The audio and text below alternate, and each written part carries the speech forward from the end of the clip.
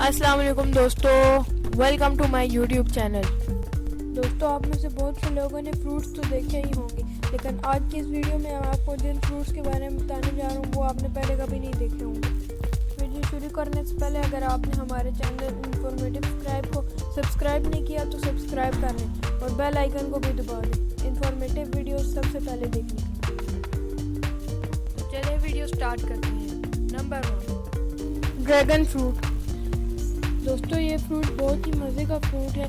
इसका test kiwi और pair का कॉम्बिनेशन है। इसकी प्राइस 2550 रुपीज़ पर केजी है।